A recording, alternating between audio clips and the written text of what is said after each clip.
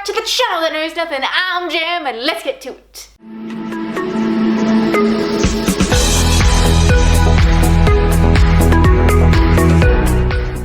Today we are diving on into the cheesiness, goodness, book tag. Here we go. I love cheese. Question number 1 is cheddar, and that is the traditional cheese. And that is name your favorite classic. I have multiple favorite classics, and I feel like it used to be War of the Worlds.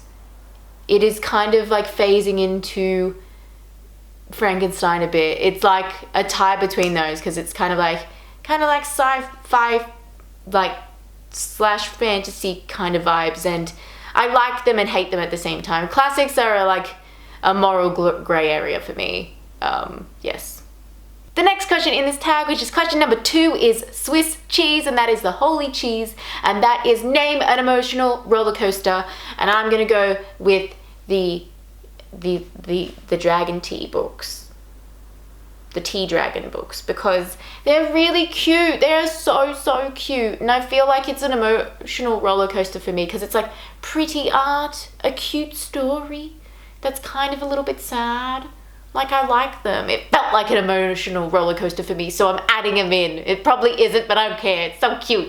Question number 3 in this tag is blue cheese, and that is name a controversial, unpopular book opinion. And I feel like I may have said it before, but I'll say it again. I don't really like Kaz Brekker. I find him difficult, and that's all I'm going to say on the matter. Next question in this tag, which is question number 4, is brie, and that is the favorite cheese, apparently. Brie's not my favorite cheese, so that's controversial as well, isn't it? And that is name an author that you can't get enough of, and it's 3 really: Leigh Bardugo, Becky Albertalli, and Rick Riordan. Although Rick, you might be falling off the list with what you did with Daughter of the Deep. Question number 5 in this tag is Gouda, and that is the Dutch cheese, and that is name a book that makes you want to travel. And weirdly, it's Outlander, because I really want to go to Scotland. Like, I think it, like reading that book and seeing that book and watching the series, and it's just like, I need to go. Like, I need to go. Even though it's like set in the past, I'm like, no. Like, that country feels like it's so like historically heavy. I'm like, oh, I think I would die if I went to Scotland. I really want to go. I'm planning to go. Hopefully it's this year. So much money, but also like so worth it. Oh. Question number 6 in this tag is American cheese, and that is the fake cheese, which I agree with. Fake cheese, no.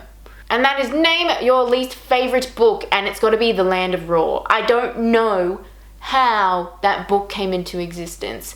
It is so bad.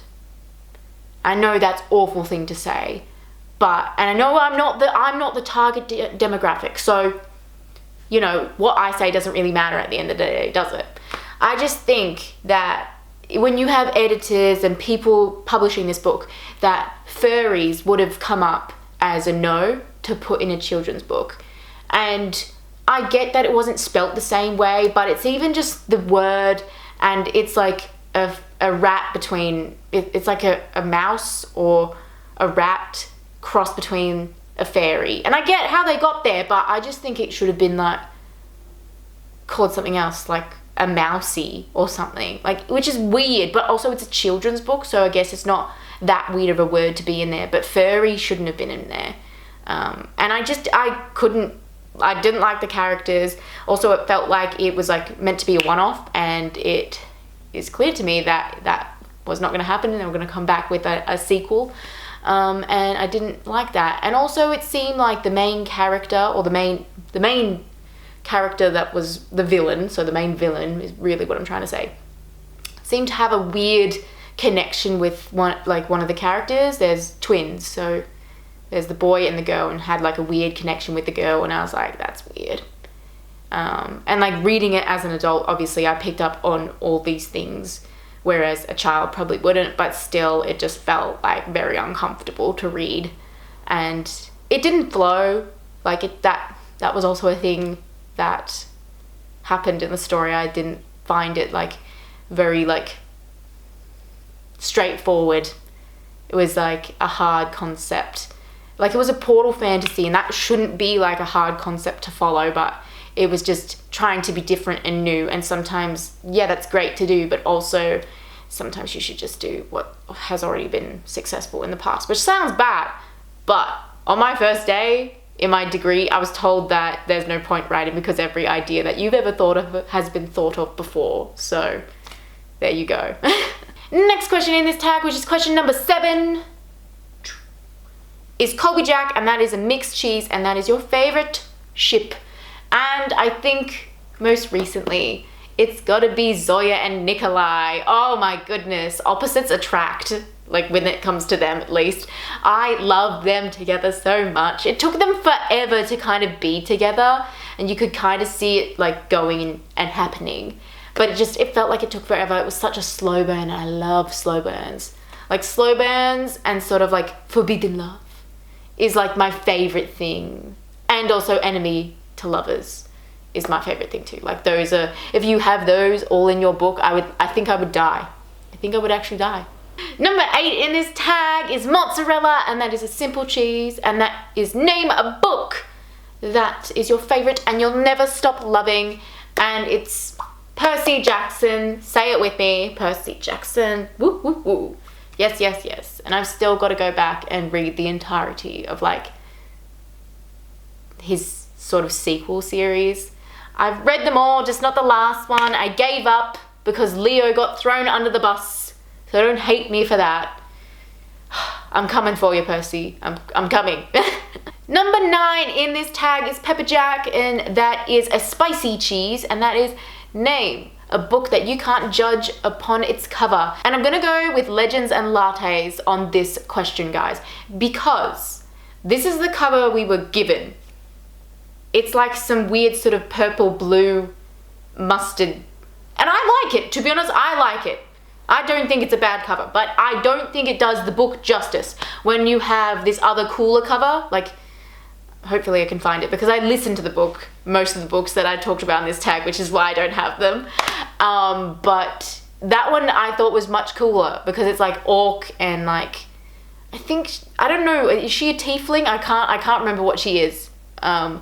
But it just kind of gives a little bit more of context to what the story is, and it's such a good story. Like, it's so cute, and it's such a, like, it feels like such an obscure like D&D thing to do. Like, you're just like, you know what, I'm gonna make a new character. The one I had is just gonna go run a coffee shop, and everyone's like, oh, okay. Like, that's what it feels like. Like, obviously it's not like really specifying that it is tabletop game. It doesn't say that in the story whatsoever, but I feel like that's what's happened.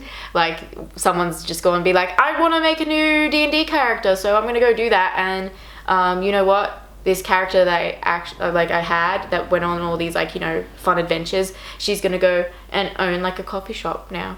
That's what it felt like. It was really cute and I liked it. And it was kind of like, there was like some like little adventurous like things that happened in it. Obviously people from her past like come up, and like the town she moves to is like a little bit, you know, toxic. Like, there's like a band of, I want to say bandits there as well, or like the mafia. I don't really know what to call them.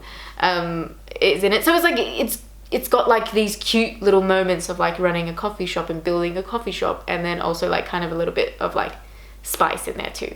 It's just really cute. I like it. You can't judge it by that first cover. The second cover, I feel like you can. Minsevna, I think is how you say it. The monster cheese, I probably said that the complete wrong way, but like, not surprising. And that is name a villain that you wish to never have the joy of eating cheese ever again. And I feel like that is like an extreme. Like, never to eat cheese. Like, you can't have anything. Like, not even just like cheese by itself, but like cheese in things or on top of things, you just can't have. And I'm gonna go with Callum from the Atlas 6. Like, he feels like the worst character in the story, and he might not necessarily be the villain, but I see him that way, and I don't like him for it. Mainly because he's coming for all the characters that I actually like, and I'm just like, no, fuck off, Callum. Fuck off, Callum. Don't touch them. I will whack you out. You will not be allowed to have cheese anymore. Such an obscure question. Anyway, guys, that's all I've got for you today. Please like, subscribe, because that is always nice, and I will see you next time. Goodbye.